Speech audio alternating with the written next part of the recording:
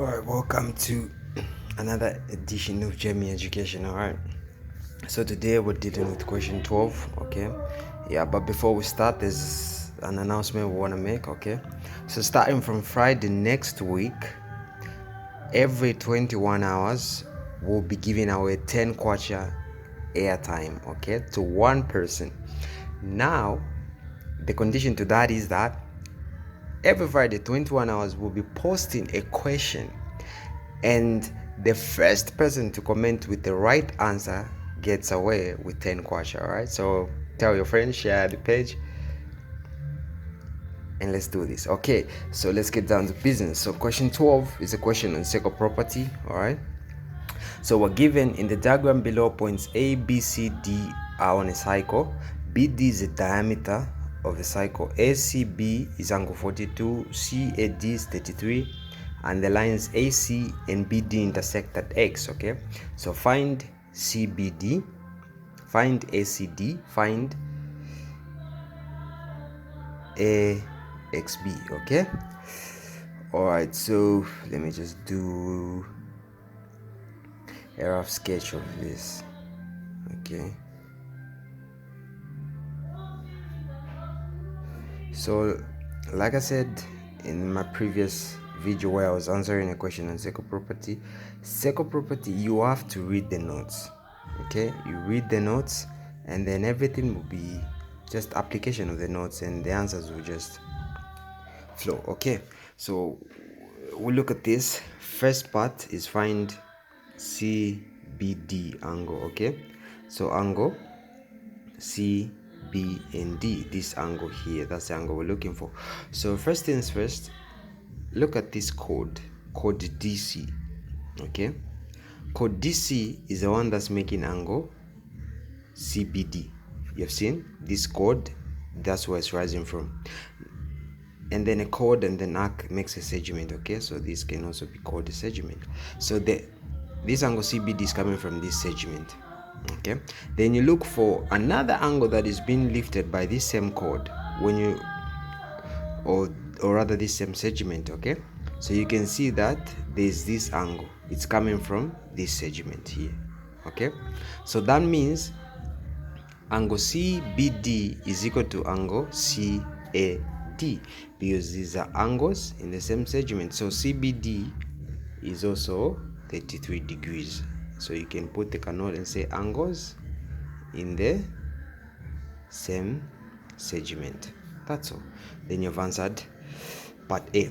Part B says ACD. Okay, angle A, C, and D. So it's that angle there.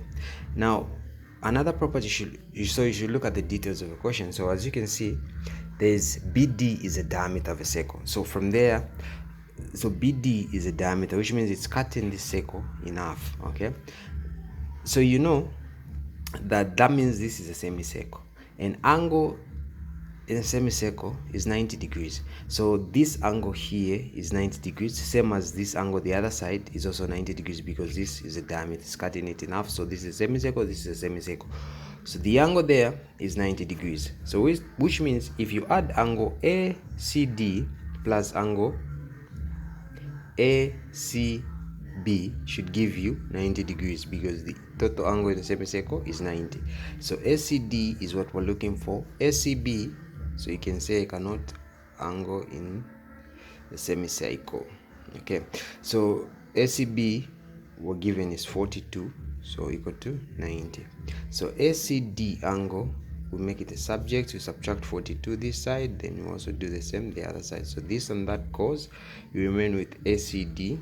Okay, 90 minus 42 is 48. Okay, so that's our angle there. Part C is AXB. Okay, AXB, that angle there. Okay, so okay, I can focus on this triangle here, this triangle of AXB. Okay, AXB. So if I add that angle plus that angle plus that angle should give me 180. So AXB angle plus ABX angle plus BAX angle should give me 180. Okay, so let's see what we have. AXB we don't have because that's the angle we're looking for, plus ABX.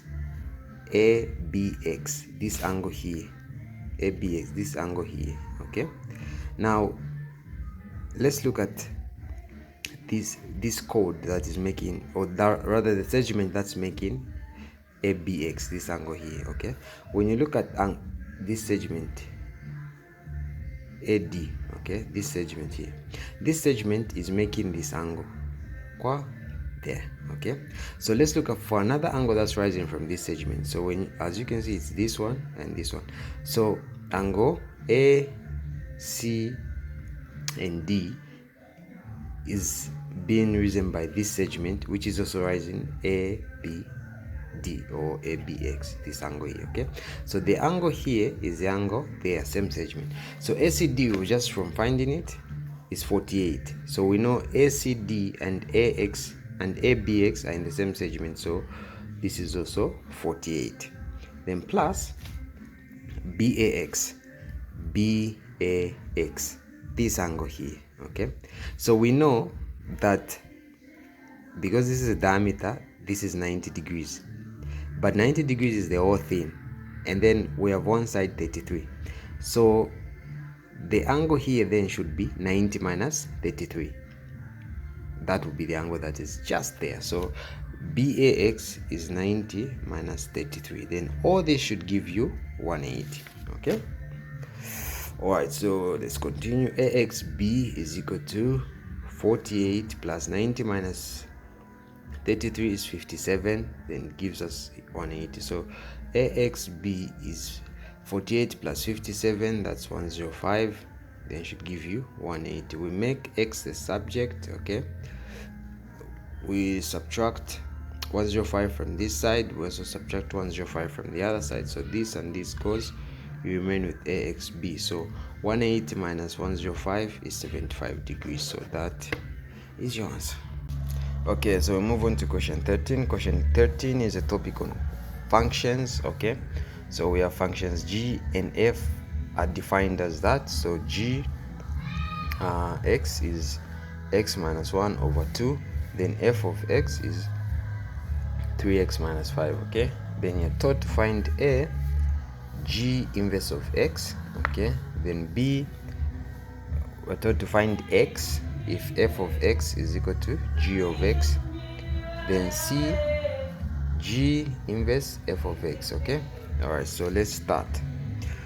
G inverse of X. Okay, so G, we have first the function G, which is X minus 1 over 2. Okay, yeah, then we're taught to find the inverse of this function. So how you find the inverse is you let Gx be equal to Y. Okay, so here where there's Gx, you put Y, then you have it as the way it is. Okay, then you make X the subject of the formula. So here it's over 1, then you do your cross multiplying. 2 by y is 2y, then 1 by x minus 1 will be x minus 1. Okay, then to make x a subject, since here you have to, it has to remain alone. So you add, because this is negative 1, you add 1 this side. So what you do one side, you do the other side. So you have 2y plus 1, then this and this goes, you remain with x. Okay, so you have it, x is equal to 2y plus 1. You have made x a subject of formula, and then you just said therefore G inverse of x is equal to 2x plus 1. Okay, this is the inverse of function gx. Okay, all right, so move on to part B. Part B says find x if f of x is equal to g of x. So f of x function, you know it's 3x minus 5. Then g of x function, you know it's x minus 1 over 2. Okay, so this side same as over 1, then you do your crossing. So you multiply 2 by 3x minus 5, then 1 by this, it will just be the whole over. So 2 by 3x is 6x, 2 by 5 is 10, then this side you have x minus 1. So like terms, 6x, x comes the other side, becomes negative x, then you remain with negative 1. Negative 10 crosses the other side, becomes positive 10. Okay, so 6x minus x is 5x, Negative 1 plus 10 is 9. So you divide by 5, you divide by 5, then x is 9 over 5. Okay, all right. Then you move on to part C.